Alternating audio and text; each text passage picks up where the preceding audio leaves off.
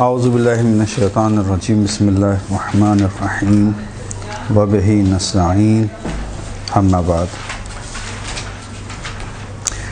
ہماری گفتگو جو چل رہی تھی وہ چل رہی تھی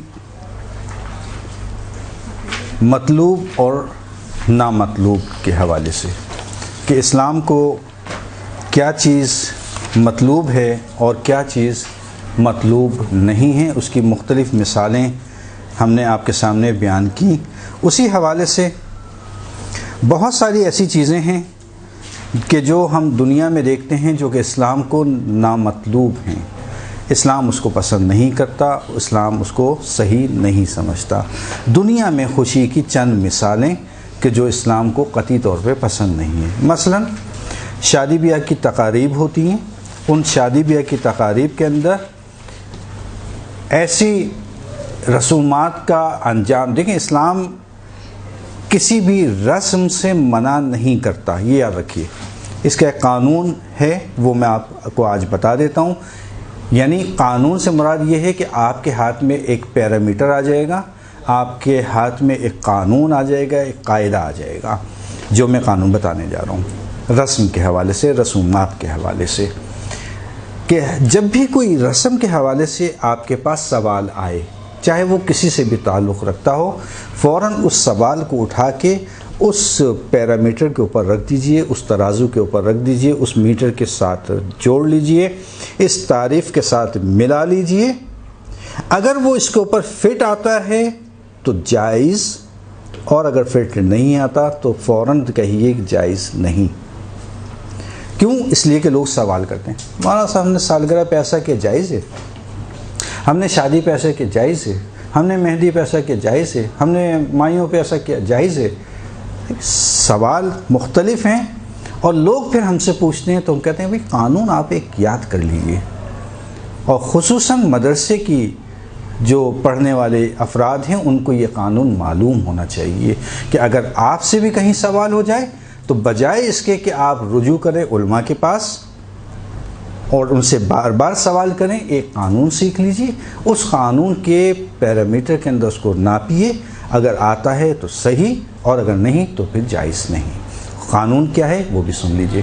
قانون ایک ہے اسلام کا، اسلام نے کسی بھی رسم سے منع نہیں کیا ہے جب تک، یہ ہے اصل چیز، اسلام نے کسی بھی رسومات سے منع نہیں کیا ہے جب تک وہ اسلام کے بتائے ہوئے قوانین کو نہ توڑے، اسلام کے قوانین سے نہ ٹکرائے۔ اگر نہیں ٹکرا رہا تو جائز، اور اگر ٹکرا رہا ہے تو جائز نہیں۔ یہ قانون ایک کسی بھی رسم کے حوالے سے۔ مثلا سوال ہوتے ہیں جب نا مائیوں کی رسم کرنا شادی کے موقع پر جائز ہے، دیکھیں کلی سوال ہے، مائیوں کی رسم میں کریں گے کیا آپ لوگ، پہلے یہ تو بتائیے۔ اگر مائیوں کی رسم خواتین کے درمیان میں ہیں کہ جیسا کہ ہمارے معاشرے کے اندر ایک رائج ہے، ہار پہنائے، مٹھائی کھلائی، نامحرم موجود نہیں ہیں، چونکہ کہاں اسلام روک رہا ہے، ابھی بتایا میں نے، اسلام بیٹے وہ بھی نامحرم کو داخل نہیں ہونے دینا، بس آپ نے دروازہ لاک کر دیا۔ ساری خواتین ہیں، مائیوں کی رسم کو طریقے سے انجام دیے جا رہے ہیں، کسی قسم کی اسلام کی خلاف ورزی وہاں پہ نہیں ہو رہی، اسلام کہتا ہے بالکل کیجئے مائیوں کی رسم، ہم نے نہیں روکا آپ کو، لیکن اسلام کے بتائے ہوئے قانون کے مطابق اس کی خلاف ورزی نہ کیجیے گا، کوئی ایسا کام نہ کیجیے گا جس کی مخالفت اسلام نے کی ہو۔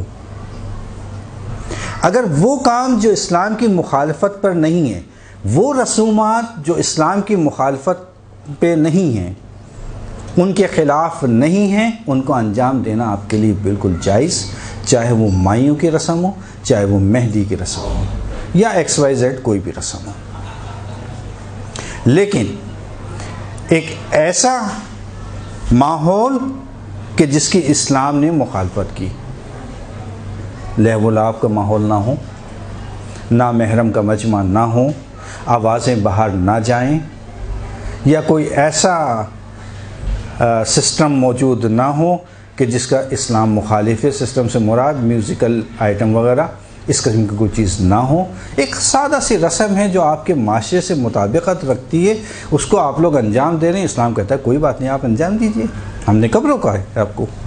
اسلام اس کی اجازت دیتا ہے، آپ مائیوں کرنا چاہیں مائیوں کیجیے، لیکن دائرے اسلام کے اندر اسلام کی مخالف والی کوئی چیز داخل نہ کیجیے۔ نامحرم کا وجود، میوزیکل آئٹمس وغیرہ اس قسم کی کوئی چیز، یا یہ کہ آپ کی جو بھی تقریب کی آوازیں ہیں، جو بھی صدائیں ہیں وہ باہر نہ جائیں نامحرم کے کانوں میں۔ آپ ایک سادہ سی تقریب انجام دے رہی ہیں جو معاشرے میں مائیوں میں عموماً انجام دی جاتی ہیں، اسلام اس کا مخالف نہیں ہے، بلکہ اسلام کسی بھی ایسی رسم کا مخالف نہیں ہے کہ جو اسلام سے نہ ٹکرائے۔ اگر اسلام سے ٹکرا رہی ہے وہ رسم تب مخالفت آتی ہے۔ اگر آپ وہ چیزیں جو اسلام نے جس کی مخالفت کی ہے رسومات سے نکال دیجئے، الگ کر دیجئے، اسلام کہتا ہے آپ کے لیے جیسا آپ انجام دیجئے، چاہے وہ مائیوں کی رسم ہو، چاہے وہ مہندی کی رسم ہو۔ لیکن اب آپ نے درس سنا کہ مومن کو خوش کرنا اتنا زیادہ ثواب ہے کہ سر پر نور کا تاج سج جائے گا۔ قیامت کے اندر جب ہم اٹھیں گے تو ہمارے ساتھ ایک ایسا فرشتہ ساتھ ساتھ چلے گا جو ہمیں ہر جگہ سے نجات دیتا چلے گا، اتنی زیادہ اہمیت۔ تو چلو شادی کی تقریب ہے، مومنین کو خوش کر دیں، لیکن حرام کاموں کے ذریعے سے یہ جائز نہیں۔ بس دنیا کی مثالوں میں پہلی مثال شادی بیاہ کی تقریب، اور شادی بیاہ کی تقریب کے حوالے سے ایک اور بات بھی کہتا چلوں کہ زندگی کی ابتدا، زندگی کی نئی ابتدا ہے آپ کی، اور اسی ابتدا کو خراب کر رہے ہیں۔ ایک نئی زندگی شروع ہونے جا رہی ہے۔ سب کی خواہش یہ ہوتی ہے کہ ہماری شادی جب ہو تو ہماری شادی کے بعد ہمارے گھر میں برکتیں آ جائیں، رحمتیں آ جائیں۔ وہ برکتیں کیسے آئیں گی؟ وہ رحمتیں اللہ کی کیسے آئیں گی کہ جب ابتدا جو کیا جا رہا ہے وہ ابتدا ہی حرام کاموں سے کی جائے۔ حرام کام کو نکالنے جو جائز ہیں بالکل آپ کا اختیار ہے، آپ انجام دیجئے، کس نے منع کیا ہے؟ اسلام نے روکا نہیں ہے آپ کو، پابندیاں نہیں لگائی ہیں اسلام نے آپ کے اوپر۔ مثلا لوگوں کے ذہنوں میں شاید یہ ہے کہ اسلام نے آپ کو باندھ دیا، جی نہیں، باندھا نہیں ہے آپ کو، آزاد ہیں آپ۔ فقط یہ کہ اسلام نے جن کاموں سے روکا ہے اس سے رک جائیے، اس کو انجام نہ دیجیے، اب آپ کے لیے جائز۔ تو زندگی کی ابتدا میں حرام کام سے، پھر بھول جائیے برکت، پھر بھول جائیے رحمت۔ چلے ایک ہی دن کی تو بات ہے، آج تھوڑا آزاد ہو جائیں، خوش ہو لینے دیں۔ ایسی خوشی اسلام کو مطلوب نہیں ہے، ایسی خوشی کا اسلام منکر ہے، بلکہ وعدہ عذاب دیا گیا ہے۔ اب اللہ سے یہ گناہ کرنے کے بعد توقع رکھنا برکت اور رحمت کی، اس کی توقع بھی نہ رکھیے۔ پھر وہی بات کہ اب ہمارے پاس اس کے بعد تعویذ لینے ہرگز نہیں آئیے گا اور ہماری بھی جان چھوڑ دیے گا۔ خیر، دوسری چیز جو اللہ کو مطلوب نہیں ہے خوشی، لیکن ہمارے معاشرے میں عموماً طور پر انجام دی جاتی ہے، اور وہ ہے سالگرہ کی تقریب۔ سالگرہ منانا کیسا ہے؟ عموماً لوگ سوال کرتے ہیں، تو اسلام میں سالگرہ منانا کیسا ہے؟ وہی بات پرانی جو ابھی میں نے کہی، اسلام کسی بھی تقریب سے آپ کو منع نہیں کرتا۔ آپ سالگرہ منانا چاہیں آپ دو طریقے سے منائیے، ہاں آپ دو طریقے سے منائیے۔ میلادی عیسوی طریقے سے بھی منائیے کہ بھئی اپریل کی فلاں تاریخ کو ہماری برتھ ڈے ہے، سالگرہ منانا چاہتے ہیں بالکل منائیے آپ۔ ہاں جب اسلامی آ جائے تو اسلامی بنا لیجئے، دو سالگرہ سال کے اندر، صحیح۔ کبھی ہم تو ربیع الاول کی مثلا اس تاریخ کو پیدا ہوئے تھے، چلیے جی سالگرہ منائیے۔ تو اسلام نے سالگرہوں سے آپ کو منع نہیں کیا، اسلام نے فقط حرام کاموں سے منع کیا ہے۔ اگر ان حرام کاموں کو اس سالگرہ کی تقریب سے، پروگرام سے آپ نکال دیجئے، وہی بات، مکس گیدرنگ نہیں ہونا چاہیے، نامحرم نہیں ہونا چاہیے، ہاں خالص آپ کے جو گھر کے افراد ہیں یا گھر کی خواتین ہیں، اگر وہ کیک کاٹ رہی ہیں اس میں کیا حرج ہے؟ بلکہ اگر خوش ہوتی ہیں واقعی یہ خوشی مطلوب ہے اسلام کو، اگر حرام کام نہیں ہے یہ خوشی مطلوب ہے، سالگرہ منانا کوئی حرج نہیں، شرعاً جائز ہے۔ بلکہ آئمہ کے جو ولادتیں ہوتی ہیں اس کے اوپر میں نے تو بہت بڑے بڑے علماء کو دیکھا ہے کہ ان کے گھروں کے اوپر، اچھا میری بھی ایک، خیر بتانا نہیں چاہیے لیکن بہرحال میری بھی ایک عادت ہے کہ آئمہ کی ولادت کے اوپر عموماً میں گھر میں کیک لے کے آتا ہوں، ہر ولادت کے اوپر، اور ہم سب جو گھر کی فیملی، صرف جو ہمارے بچے ہیں یا وائف ہیں، ہم مل کر جو ہے کیک کاٹتے ہیں۔ کیا ایک تقریب ہے، خوش بھی ہیں بچے بھی خوش، سب گھر والے خوش، اور اس بہانے سے ان کو کیک کا بھی شوق ہے تو وہ بھی پورا ہو رہا ہے، ثواب ہے، واقعی مطلوب ہے، کیا حرام کام کو نکالتے ہیں۔ لیکن اگر آپ نے مکس گیدرنگ کی، اس میں میوزیکل آئٹم رکھ دیے یا اس قسم کی کوئی چیز آ رہی ہے، یا مثلا تالیاں بجائی جا رہی ہیں اور آپ کی آوازیں باہر جا رہی ہیں نامحرم کر رہی، یہ مطلوب نہیں ہے، اس کی اجازت نہیں دیتا۔ سالگرہ اگر کوئی شخص بنا رہے ہیں، بالکل اسلام اجازت دیتا ہے آپ کو حرام کے تقریب کو الگ کر کے آپ سالگرہ بنا سکتی ہیں، بالکل بنا سکتی ہیں، بالکل جائز ہے آپ کے لیے، صحیح۔ اسی طرح سے ایک ایسا عمل جو عموماً معاشرے میں انجام پاتا ہے وہ کیا ہے؟ اپریل فول۔ اپریل فول جھوٹ ہے، حرام کام آ رہا ہے۔ دیکھیں میں نے کہا نا، کوئی بھی اسلام کسی بھی تقریب سے آپ کو نہیں روکتا مگر یہ کہ اس میں حرام ہو، اگر حرام اس میں شامل ہے تو اسلام آ کے پابندی لگاتا ہے کہ نہیں، رک جاؤ، بس اس سے زیادہ آگے قدم نہیں بڑھاؤ چونکہ حرام آ گیا اس میں۔ اپریل فول میں جھوٹ بولا جاتا ہے، اس لیے جس میں بھی حرام کام شامل ہے اس تقریب کو اسلام منع کر دیتا ہے، اور ایسی خوشی کسی کو بھی مطلوب نہیں ہے، نہ اس سے آئمہ راضی ہوں گے، نہ رسول راضی ہے، نہ اللہ راضی ہے۔ اسی طرح سے معاشرے کی ایک رسم جو بہت زیادہ عام ہوتی جا رہی ہے، ویلنٹائن ڈے۔ ابھی میں نے بتایا مطلوب نامحرم اور محرم کا خیال رکھنا ہے۔ دیکھیں اگر اس کا تصور کسی کے ذہن میں یہ ہے کہ وہ اپنی محرم کو، محرم یعنی وائف، اپنی محرم کو گلاب کا پھول پیش کرے، بالکل کیجئے، روزانہ کیجئے، اسلام تو یہ کہتا ہے، ایک دن نہیں، روزانہ کیجئے، صبح شام کیجئے، اسلام خوش ہوگا اس سے۔ بیوی شوہر کو پیش کرے، اسلام اس سے بھی خوش ہے، تعریف کرے گا، واقعی ثواب کا کام ہے، واقعی ثواب کا کام ہے۔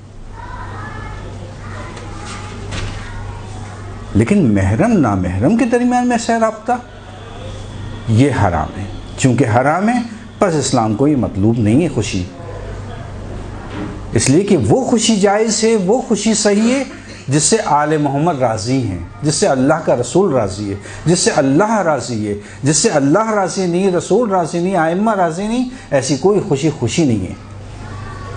اور پھر ہمارا نظریہ، ہمارا عقیدہ تو یہ ہے کہ ہمیں تو اللہ کی رضایت چاہیے، اس کا تقرب چاہیے، آئمہ کو راضی کرنا ہے کسی طرح، یہ ہمارا اصل ہدف ہے۔ جس میں وہ راضی نہیں، اس میں ہم بھی راضی نہیں، بس یہ تقریب بھی صحیح نہیں ہے جو دنیا میں انجام پائی جاتی ہے۔ اسی طرح سے نیو ایئر بنانا صحیح ہے؟ سوال ہے میرا آپ لوگوں سے، نیو ایئر بنانا کیسا ہے؟ جائز ہے؟ حرام ہے؟ مکروہ ہے؟ مستحب ہے؟ جی نہیں، اگر محرم میں نہیں آئے پھر محرم، ابھی تو آپ کہہ رہے ہیں محرم میں آتا ہے اس لیے حرام ہے، اب میں کہ محرم میں نہیں آیا تو بھی حرام تو نہیں ہونا چاہیے آپ کے بقول؟ اسلامی ہمارا سال جو محرم میں شروع ہوتا ہے، ابھی قانون بتایا، جی ابھی قانون بتایا ہے آپ کو۔ ارے میں نے تو سوال کیا تھا کہ آپ کے ذہن میں بھی ہے نہیں ہے، ابھی قانون بتایا تھا کوئی سوال میں کروں، میں نے آپ کے ہاتھ میں ایک پیرامیٹر دے چکا ہوں کہ آپ فوراً دیکھیں کہ اس میں اسلامی کوئی مخالفت تو نہیں ہو رہی. اگر اسلامی مخالفت ہو رہی ہے تو جائز نہیں، اور اگر اسلام کی مخالفت نہیں ہو رہی بنائیے، کیا حرج ہے. لیکن عموماً ہمیں معاشرے میں اس کو ایسی خوشی میں تعبیر کیا جاتا ہے کہ جو کہ اسلام کی مخالفتوں سے بھرپور ہوتی ہے. تو اگر کچھ سادگی سے اور اس کی رعایت کرتے ہوئے بنا رہا ہے کہ جس میں اسلام کی مخالفت نہ ہو قوانین کی، محرم و نامحرم کا خیال رکھا جائے، حرام چیزوں کو الگ کر دیا جائے، تو کوئی حرج نہیں، بنائیے. قانون ایک رہے گا ہر جگہ کے لیے. اسی طرح سے جو نامطلوب خوشی، وہ جو ہم دنیا میں دیکھتے ہیں، جو عموماً لوگ انجام دیتے ہیں، وہ ہے سیر و تفریح.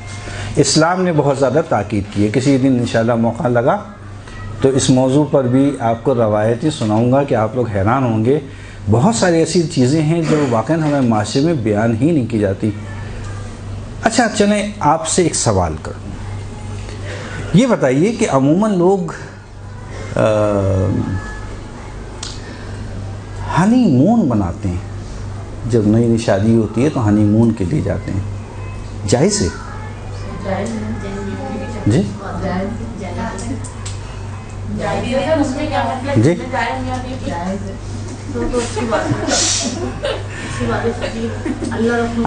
ابھی ویلنٹائن ڈے پہ بات ہوئی کہ اگر میاں بیوی ایک دوسرے سے پیار کا اظہار کر رہے ہیں تو وہ جائز ہے. اسی طرح اگر وہ گھومنے بھی جا رہے ہیں تو وہ بھی جائز ہے. آپ کو معلوم ہے کہ پہلا جو ہے وہ ہنی مون کس نے منایا تھا؟ جی جی پہلا ہنی مون امیر المومنین علی علیہ السلام حضرت فاطمہ الزہرا نے منایا تھا.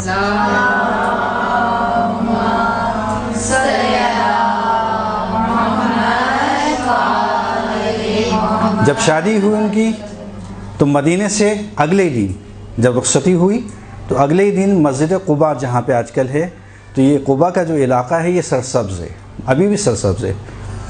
تو وہاں پر جو ہے وہ باقاعدہ گھر لیا تھا انہوں نے، اور 3 دن شاید وہاں پہ وہ جا کے رہے تھے، اور 3 دن کے بعد پھر وہ واپس آئے تھے مدینے کے لیے. تو پہلا ہنی مون خود حضرت علی نے منایا تھا. صحیح. تو دیکھیں وہی میں نے کہا، اسلام آپ کو کسی بھی رسم سے، کسی بھی تقریب سے نہیں روکتا، مگر یہ کہ وہ اسلام سے ٹکرائے. اگر اسلام سے اس کا ٹکراؤ نہ ہو، اس میں حرام چیز نہ ہو، اسلام آپ کو اجازت دیتا ہے اس چیز کی. سیر و تفریح کی بات کرتے ہیں. سیر و تفریح کے حوالے سے بھی ہمارے پاس روایت ہیں. یہ خود ایک موضوع ہے بہت بڑا کہ کتنی زیادہ تاکید آئی ہے اسلام میں. آئمہ سے آپ لوگوں کے ذہن میں سے تصور میں نہیں ہوگا کہ آئمہ نے کون سا ایسا موضوع ہے کہ جس موضوع کو ہمارے لیے تشنہ چھوڑ دیا ہوں. ہر موضوع پہ احادیث اور روایت موجود ہیں. طب لے لیں، آپ دنیا کے امور لے لیں، اقتصاد لے لیں، کوئی موضوع ایسا نہیں ہے. حتی سیر و تفریح کا سیر و تفریح کرو. کیوں؟ اس لیے کہ معلوم ہے کہ انسان کی صحت کا دار و مدار اس سیر و تفریح کے اوپر ہے. لیکن سیر و تفریح کرنا خود جائز، لیکن عموماً کیا ہوتا ہے کہ جب یہاں سے ہم جاتے ہیں سیر و تفریح کے لیے تو راستے میں وہی مسائل آتے ہیں جو اب تک بیان کیے جا رہے ہیں. وہی تہمتوں کا دور شروع ہوتا ہے، وہی توہین کا شروع ہوتا ہے، وہی مذاق مومن کا شروع ہوتا ہے، وہی غیبتوں کا شروع ہوتا ہے، وہی میوزک اور دوسرے حرام کاموں کا مسئلہ شروع ہوتا ہے کہ وہ سیر و تفریح جس کی آئمہ نے تاکید کی جاؤ سیر و تفریح کرو، اسی کو ہم کیا کرتے ہیں؟ خراب کر دیتے.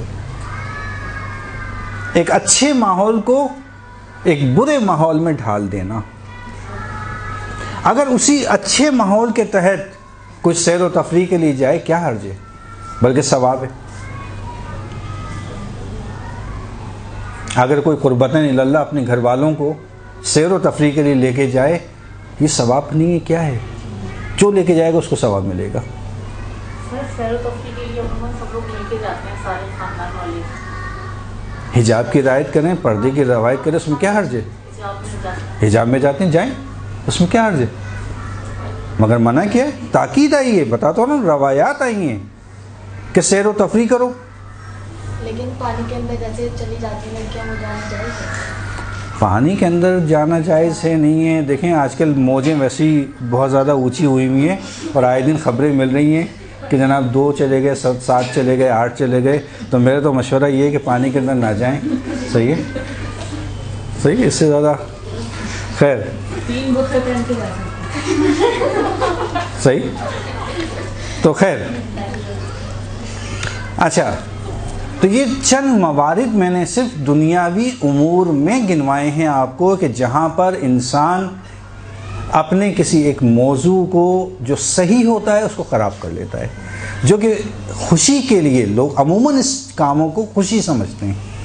یہ در حقیقت اسلام کو ایسا کوئی بھی کام مطلوب نہیں ہے جسے وہ خوشی سمجھ رہا ہے، وہ غلط فہمی ہے اس کی. کیوں؟ اس لیے کہ یہ سب عارضی خوشیاں ہیں. یقینی طور پہ آپ نے ایک چیز، چونکہ انسان بالآخر خطا کا پتلا ہے، کہیں پہ بھی خطا ہو، کوئی گناہ کا کام انجام پائے، گلٹی محسوس کرتا ہے اپنے دل میں. کرنے کے بعد ایک نفس اس کو کہتا ہے کہ تم نے غلط کیا، بار بار اس کو احساس دلاتا ہے. نفس امارہ کہتے ہیں اسے. مختلف نفوس کے اقسام ہیں جو پروردگار نے انسان کے لیے رکھی ہیں، اسے قلب میں، اس کے جسم میں. تو گلٹی فیل کرتا ہے کہ میں نے غلط کیا، میں نے غلط کیا. لیکن اس کے برعکس انسان اگر کوئی نیک کام انجام دے تو اس کے بعد اس کو ایک راحت، ایک تسکین ملتی ہے، ایک ہلکا پن محسوس کرتا ہے، ایک سرور محسوس کرتا ہے اپنے وجود کے اندر. خود یہ چیز بتا رہی ہے کہ کیا چیز غلط ہے، کیا چیز صحیح ہے. یعنی وجود انسانی خود اقرار کر رہا ہے کہ کیا غلط ہے اور کیا صحیح ہے. یہ صلاحیت پروردگار نے ہر وجود کے اندر رکھی ہے. اسی طرح سے وقت ہمارا پاس کم ہے، موضوع لمبا ہے. خیر، ایسی خوشی جو دائمی ہو وہ پروردگار کو مطلوب ہے. مثلا انسان خوشی کے ذریعے سے تقرب الہی، قرب الہی پیدا کر لے، قرب رسول پیدا کرے، قرب ائمہ پیدا کرے کہ جس سے اللہ راضی ہو جائے، کہ جس سے رسول راضی ہو جائیں، کہ جس سے ائمہ راضی ہو جائیں. ایسی خوشی کہ جو خوشی ایسی ہو جو اس کو گناہوں سے محفوظ رکھے. پروردگار کہتا ہے یہ خوشی میری مطلوب خوشی ہے، ایسی خوشی کا طالب ہوں میں. ایسی خوشی کہ جو اللہ کو مطلوب ہے، وہ خوشی کہ جس میں انسان اپنے اندر ایک ایسا جذبہ پیدا کر لے اس خوشی کے ذریعے سے کہ اس کی عبادتوں میں، اس کی اطاعتوں میں اضافہ ہو جائے. کثرت اعمال کی وجہ سے بعض دفعہ انسان اپنے اندر ایک سستی محسوس کرتا ہے. ایک مومن اس دوسرے مومن کو خوش کرے، اس کی وہ سستی و کاہلی کو دور کرے تاکہ وہ اطاعت پروردگار میں بڑھ چڑھ کر آگے بڑھے. یہ مطلوب خوشی ہے پروردگار کے لیے. اسی طرح سے اگر ایسی خوشی جس میں تقوی و پرہیزگاری کا اضافہ ہو، یہ انسان کے لیے مطلوب خوشی ہے. اس کا تھوڑا سا جی ڈیٹیل سے بتا دیں. کس کا؟ کثرت اعمال کی وجہ سے سستی محسوس کرتا ہے انسان.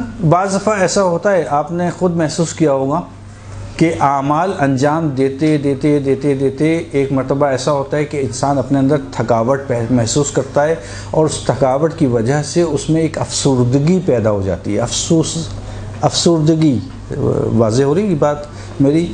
یعنی تھوڑا سا اداس سا اس کا ہو جاتا ہے چہرہ، جسم مایوس، ایک اداسی اس کے اوپر چھا جاتی ہے. اس اداسی کو دور کرنا خوشی کے ذریعے سے.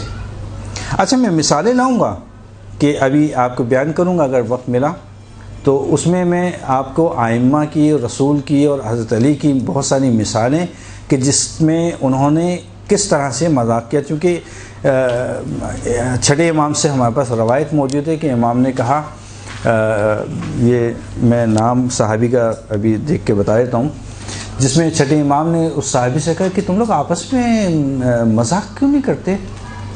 کہا مولا مذاق تو اچھی چیز نہیں ہے. کہا کس نے کہا؟ مذاق خود کرنا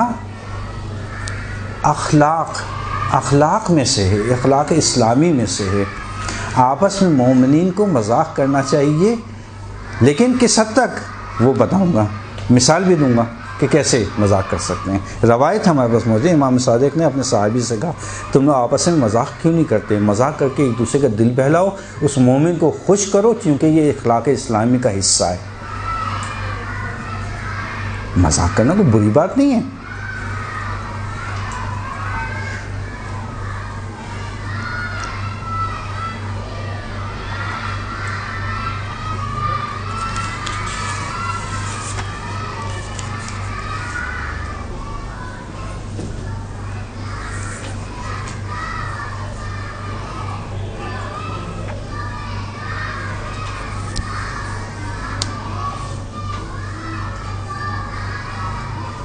کہاں مومن کی نشانیوں سے امیر المومنین کی روایت ہے کہ اور سنن نبی کے اندر یہ موجود ہے روایت کہ مومن کی نشانیوں میں سے ایک نشانی مومن کے چہرے کے اوپر نشاط ہو، خوشی ہو، مسکراہٹ ہو.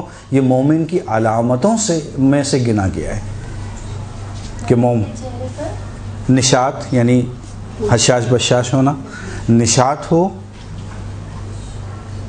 خوش ہو اور مسکراہٹ، یہ مومن کی علامتوں میں سے ایک علامت ہے.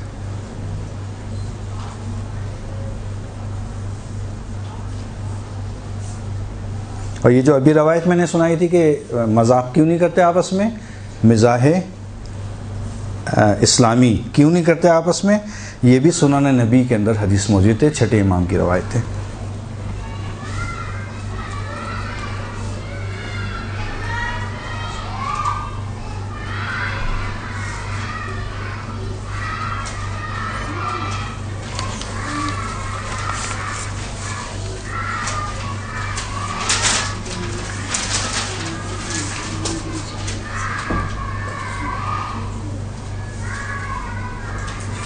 جو آپ نے صحابی والا واقعہ بتایا تھا، مولا علی کا تھا چھٹے امام کا تھا؟ چھٹے امام.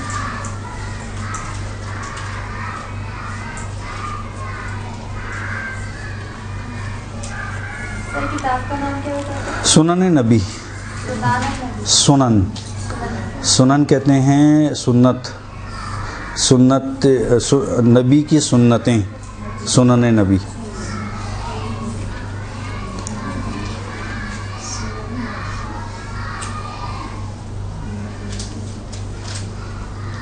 اب اس کے فوائد اور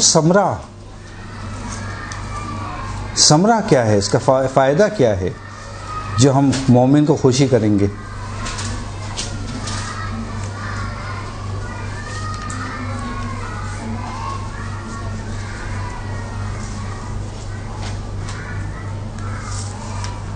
مومن کو خوش کرنے کا سب سے بڑا فائدہ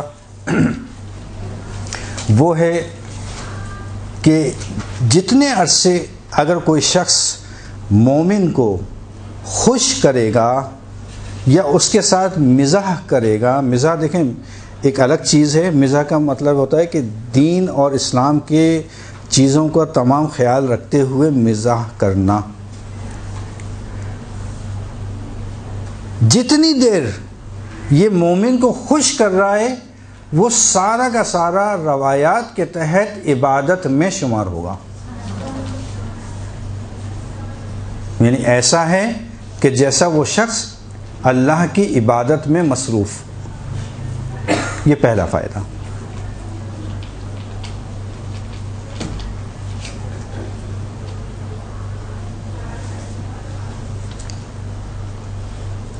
دوسرا فائدہ، اگر مومن کسی مومن کو خوش کرے،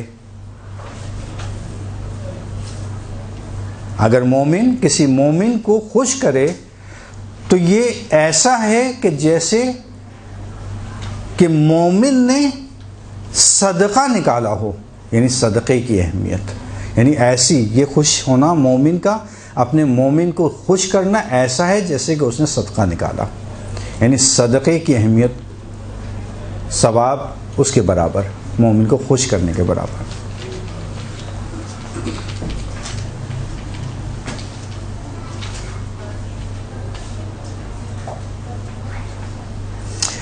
مومن کو دوسرے مومن کو خوش کرنا ایسا ہے کہ جیسے اس نے رحمت الہی کو پا لیا۔ سر یہ تیسرا خاندان؟ جی،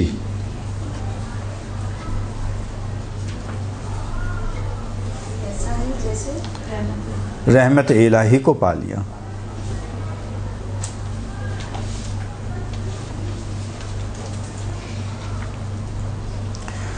چوتھا فائدہ کہ قیامت کے دن جب اس مومن کو اٹھایا جائے گا جو دوسرے مومن کی خوشحالی کا خیال رکھے، تو اللہ کہتا ہے کہ میں اسے بغیر حساب کتاب کے جنت میں بھیجوں گا، کیونکہ اس نے میرے مومن کو خوش کیا۔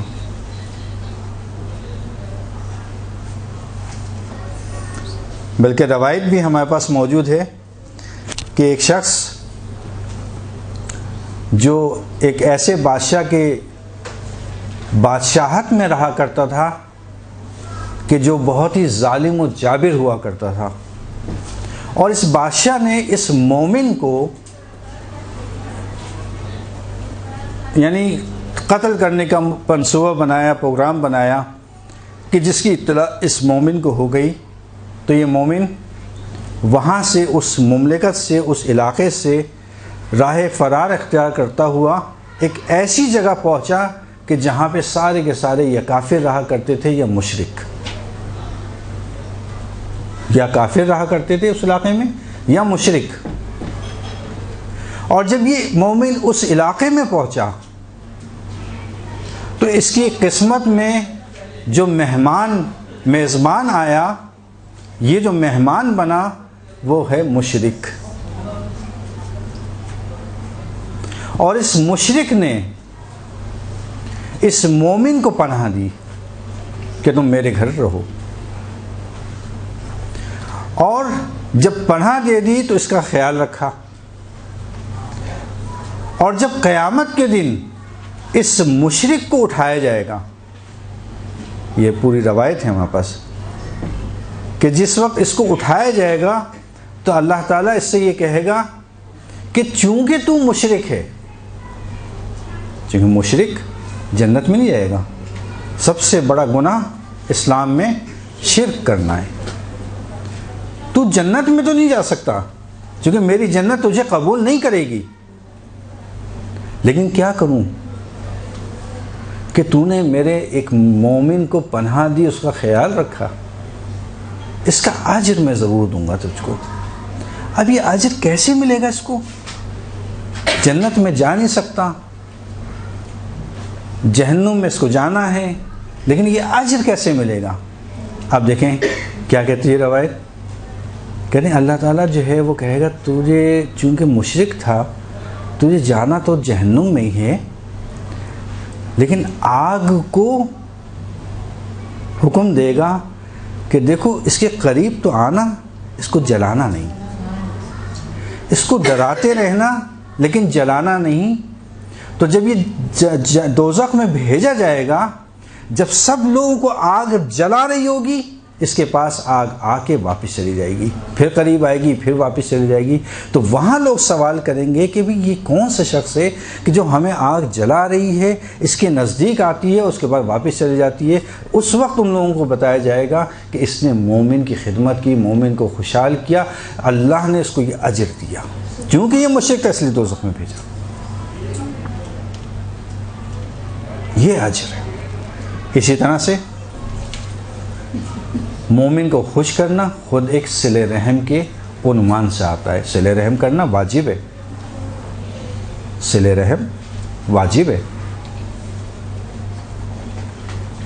البتہ خود ایک اس کی تفصیل ہے صلہ رحم کی جو انشاءاللہ پھر کبھی بیان کی جائے گی، خود ایک موضوع ہے۔ اسی طرح سے اگر کوئی شخص اچھا دوست بننا چاہتا ہے، اس کو اگر وہ خوش نہیں ہوگا، مسکراہٹ نہیں ہوگی، اور کیسے معاشرے میں وہ رہے گا، کیسے وہ دوست یابی کرے گا؟ عموماً لوگ ایسے فرد کو پسند کرتے ہیں کہ جس کے چہرے پہ مسکراہٹ ہو۔ اسی لیے شب جمعہ کے حوالے سے خصوصی طور پر ہمارے پاس روایت موجود ہیں کہ کم از کم شب جمعہ میں 3 مومنین کی زیارت کے لیے جاؤ، 3 مومنین کی زیارت کے لیے جاؤ۔ لیکن مومن کی زیارت کے لیے مسکراہتے ہوئے جانا ہے۔ اسی لیے پہلے روایت میں نے بیان کی، اللہ نے کیا کہا کہ ایسا ہے جیسے دشمن خدا کہ مومن کو دیکھ کے منہ بنا لیتا ہے، مومن کو دیکھ کے مسکرانا ہے، مومن کو دیکھ کے خوشحال ہونا ہے۔ اور پھر میں نے ابھی بتایا آپ کو کہ یہ خود ایک عبادت کے زمرے میں آتا ہے۔ اسی طرح سے بہت سے ایسے فوائد ہیں جو ہمیں اس دنیا میں حاصل ہوتے ہیں۔ مثلا جاپان کے مختلف دنیا کی بات کر رہا ہوں کہ اس خوشی کے اظہار سے، کسی کو خوش کرنے سے، خوش رہنے سے، خود ہنسنے سے، خود مسکراہٹ، ہنسنا، یہ خود ایک علاج ہے جس کی روایت میں تاکید آئی ہے۔ البتہ کچھ روایتیں اور بیان کروں گا کہ جس میں حد بتائیے کتنا مسکرانا ہے۔ تو جاپان کے مختلف سائنسدانوں نے یہ بات تحقیق کی اور اس کے بعد ابھی رزلٹ بھی آ چکا ہے کہ اگر انسان کسی کو دیکھ کے خوش ہوتا ہے یا مسکراتا ہے تو اس کے جسم کے بعض ایسے خلیے ہیں جو برے خلیوں کے اوپر غالب آ جاتے ہیں۔ انسانی جسم میں سلول جسے ہم کہتے ہیں، خلیے کہتے ہیں، بعض ایسے ہوتے ہیں جو بیڈ خلیے ہوتے ہیں، برے ہوتے ہیں، اور بعض اچھے ہوتے ہیں۔ وہ اچھے خوشی کی حالت میں ان بروں کے اوپر غالب پاتے ہیں۔ لہٰذا تمام مومنین کو چاہیے کہ زیادہ سے زیادہ خوش رہیں، مسکراتے رہیں، خصوصاً مومن کو دیکھ کے۔ سائنسدانوں نے آج کی دنیا میں یہ رزلٹ بالکل کنفرم ہے اس وقت، بلکہ ممکن ہے کہ آپ لوگوں کو یہ بات معلوم بھی ہو کہ بہت ساری نفسیاتی بیماریوں کا علاج انسان کا خوش رہنا ہے۔ انسان اگر خوش رہے گا، انسان اگر مسکرائے گا، انسان اگر ہنسے گا تو اپنے امراض نفسیات کے اوپر قابو پا سکتا ہے۔ یہ بالکل اس وقت ثابت ہو چکی چیز۔ اسی طرح سے آپ دیکھیں گے کہ بہت ساری جگہوں پہ اس وقت کلب کھلے ہوئے ہیں کہ انسانوں کو کسی طرح سے مسکرایا جائے، ہنسایا جائے، اس کے ذریعے سے وہ علاج کرتے ہیں۔ مختلف جگہوں پہ آپ دیکھیں، نیٹ کو سرچ کریں، آپ کو ملیں گے بہت سارے۔ یہ آج انہوں نے سمجھا ہے، جبکہ ائمہ 1400 سال پہلے کہہ کے چلے گئے دیکھو مسکراتے رہنا، مومن کو دیکھ کے دیکھو خوش کرتے رہنا ایک دوسرے کو۔ حتیٰ اسی اظہار خوشی کے لیے، اس اظہار خوشی کو حتیٰ ایک ورزش کا نام دیا گیا ہے آج کل، کہ یہ خود ہنسنا، مسکرانا، خوش ہونا مومن کو دیکھ کے خود ایک ورزش ہے آج کے لحاظ سے، دنیا کے لحاظ سے۔ اور آخری چیز جو دنیاوی لحاظ سے، اور وہ ہے خاندانوں کا ٹوٹنا کے باعث بھی یہ نہ مسکرانا، خوش نہ رہنا، یہ بھی ایک بہت بڑی وجہ ہے۔ کیونکہ عموماً گھروں میں یہ پرابلم میں فیس کرتا ہوں، دیکھتا ہوں کہ خوش خلقی تھوڑا سا بڑے مسئلے ہیں اس کے۔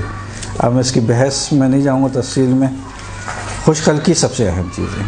حتیٰ دینداری کے بعد جو سیکنڈ، شادی کے موارد میں دینداری کے بعد جو سیکنڈ مرحلہ آتا ہے وہ اخلاق ہے، خوش خلقی۔ کس طرح سے انسان کو خوش خلق ہونا چاہیے تاکہ اس کے مسائل حل ہو جائیں۔ بہت ساری چیزیں ایسی ہیں جو قرآن میں خوشحالی اور اس کے لحاظ سے آئی ہیں جو میں نے بیان نہیں کی وقت کے کمی کی وجہ سے۔ ایک دو چیزیں میں بیان کر دوں تاکہ اس موضوع کو ٹھیک ہے گزار دیں، اور وہ یہ ہے کہ ایک جو ہے وہ اچھا قہقہہ لگانا زوردار طریقے سے یہ ہنسنا، اس کی مذمت آئی ہے، اور اس کی پھر روایت موجود ہے کہ امام چھٹے امام کی روایت ہے کہ وہ انسان کی عزت و آبرو کو کم کر دیتا ہے، اس لیے کہا ہے کہ منع کیا ہے کہ قہقہہ نہ لگاؤ، ایک حد تک مسکراؤ. اسی طرح ایمان کو کمزور کر دیتا ہے، سب اصول کافی کے اندر یہ روایت آئی ہوئی ہے امام صادق سے. دل کو کمزور کر دیتا ہے، دل کو مار دیتا ہے، دین کو ختم کر دیتا ہے، نادانی کی علامت ہے زوردار قہقہہ لگانا، قساوت دل کا باعث بنتا ہے، اور گناہوں سے غفلت کا باعث بنتا ہے. یہ ساری روایت اصول کافی کے اندر آئی ہوئی ہیں، چھٹے امام سے روایتیں ہیں. اچھا یہ بہت تیزی سے میں گزر گیا ہوں چونکہ وقت ہمارے پاس نہیں ہے. جی چھٹے امام کی اصول کافی کی جو ہے وہ دوسری جلد کے اندر یہ ساری روایتیں موجود ہیں. مثلا زیادہ زور سے ہنسنا، اس کی مذمت آئی ہے کہ کم. اور کیوں کہنا، اس زوردار ہنسنے سے، مسلسل ہنسنے سے، دیکھیں ایک دو مرتبہ ہو گیا وہ الگ چیز ہے، ایک آدمی کی عادت ہے کہ وہ زوردار ہنسے، قہقہہ لگائے ہر وقت، نہیں، اس کی مذمت آئی ہے. کیوں؟ اس لیے کہ انسان کی آبرو کو ختم کر دیتا ہے. ایک روایت چھٹے امام کی روایتیں اصول کافی کے اندر. انسان کے ایمان کو کمزور کر دیتا ہے، انسان کے دل کو مار دیتا ہے، دین کو ختم کر دیتا ہے جیسے نمک پانی میں حل ہو جاتا ہے. نادانی کی علامتیں، انسان کی نادانی کی علامتیں، قساوت قلب کا باعث بنتا ہے، گناہوں سے غفلت کا باعث بنتا ہے. یہ قہقہہ. بہرحال تیزی کے ساتھ ہم گزر گئے اس کو مرحلے کو. میں اصل میں آپ کو ایک دو چیزیں سنانا چاہ رہا تھا مذاق کے عنوان سے کہ رسول یا ائمہ کیسا مذاق کرتے تھے. گنجائش تو نہیں ہے کہ میں سارا آپ کو سناؤں، لیکن ایک دو سنا دیتا ہوں. مثلا ایک عورت جو ہے وہ رسول کی خدمت میں آئی اور اپنا تعارف کرایا کہ آپ نے مجھے پہچانا کہ میں کون ہوں. تو رسول نے کہا نہیں، میں نے نہیں پہچانا تم کو. کہا کہ میں وہ جو فلانی ابن فلانی ہے نا، اس کی زوجہ ہوں. تو رسول نے کہا اچھا تم اس کی زوجہ ہو جس کی آنکھوں میں سفیدی ہے. تو کہا نہیں یا رسول اللہ، میری شوہر کی آنکھوں میں کوئی سفیدی نہیں، بالکل سیاہ کے ہیں. ہاں. تو اتنے میں شوہر بھی پیچھے سے آ گیا. کہا رسول اللہ کیا کہنے، دیکھیں اس کی آنکھوں میں سفیدی نہیں ہے، بالکل صحیح ہے. تو کہا تم غور سے دیکھو آیا اس کی آنکھوں میں سفیدی ہے یا نہیں ہے. سفیدی ہے، بلاخر سب کے ہے سفیدی. تو یہ اس قسم کا مذاق کرنا. یا مثلا ایک اور خاتون جو ہے وہ رسول کے پاس آئیں اور اتفاق سے وہ خاتون جو ہیں کافی ضعیف تھیں. کہا یا رسول اللہ میں جنت میں جاؤں گی. لوگوں کا عموم بڑا شوق ہوتا ہے، صحیح نا، سب سے پوچھتے رہتے ہیں کہ میں جنت میں تو جائیں گے نا، صحیح بھائی میں جنت میں جاؤں گی. رسول نے کہا تم تو بوڑھی ہو، بوڑھی عورت تم کہاں جنت میں جاؤ گی، تم جنت میں نہیں جاؤ گی. اب وہ غمگین ہو گئی، کہنا ارے میں جنت میں نہیں جاؤں گی. اب یہ پلٹ کے واپس ہی جا رہی تھی کہ دیکھا بلال حبشی چلے آ رہے ہیں. کہا بلال رسول کہہ رہے ہیں میں جنت میں نہیں جاؤں گی. بلال حبشی نے کہا نہیں نہیں ایسا نہیں ہوگا، چلو تم میرے ساتھ، ہے نا. اب یہ بلال لے کر آئے کس کو، ضعیفہ کو. کہا یا رسول اللہ یہ کیا کہہ رہی ہیں کہ یہ ضعیفہ کو آپ نے کہا ہے جنت میں نہیں جاؤ گی. تو رسول نے کہا بلال یہ ضعیفہ ہی نہیں جائے گی، تم بھی نہیں جاؤ گے جنت میں، اس لیے کہ کالے لوگ جنت میں نہیں جائیں گے. اب بلال بھی محزون ہو گئے. کہا اچھا میں بھی جنت میں نہیں جاؤں گا. کہا نہیں.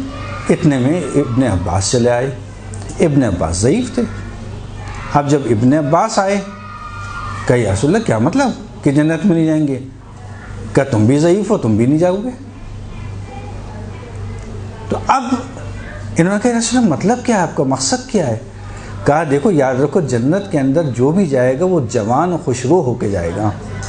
تو یہ ضعیفہ کی حالت میں جنت میں نہیں جائے گی، بلکہ خوشرو جوان کی صورت میں، دوشیزہ کی صورت میں جنت میں جائے گی۔ بلال اس رنگ کے ساتھ نہیں جائے گا، بلکہ حسین و جمیل جوان کی صورت میں جنت میں جائے گا۔ ابن عباس اس حالت میں، اس ضعیفی کی حالت میں تم جنت میں نہیں جاؤ گے، بلکہ جنت میں تم بھی ایک خوشرو جوان ہو کے جنت میں جاؤ گے۔ اس طرح کے مذاق۔ یا کھجور، حضرت علی کھجور کھا رہے تھے اور اپنی گھٹلیاں اپنے سامنے رکھ رہے تھے، اور رسول کھجور کھا رہے تھے اور اپنی گھٹلیاں علی کے سامنے رکھ دیتے تھے۔ جب اچھی خاصی جمع ہو گئیں، کہا علی آؤ دیکھیں کس نے زیادہ کھائیں۔ ہاں، کس نے زیادہ کھائیں؟ معلوم ہے کہ دونوں کی جب گھٹلیاں علی کے سامنے تو علی نے زیادہ کھائی ہوں گی۔ تو مولا نے کہا کہ بھئی آپ کیا معیار قرار دیں گے؟ جس کے آگے سے صرف گھٹلیاں ملیں گی اس کو معیار قرار دیں گے، یا جو گھٹلی سمیت ہی کھجور کھا گیا اس کو معیار قرار دیں گے؟ چونکہ رسول کے آگے تو گھٹلیاں نہیں تھیں، وہ تو اپنی گھٹلیاں دے رکھتے تھے۔ ان کے آگے جب گھٹلیاں نہیں ہیں، کھا بھی رہے ہیں، تو اس کا مطلب گھٹلیوں کے ساتھ کھا رہے ہیں، کہ معیار کیا ہے؟ خیر یہ ایک مذاق تھا۔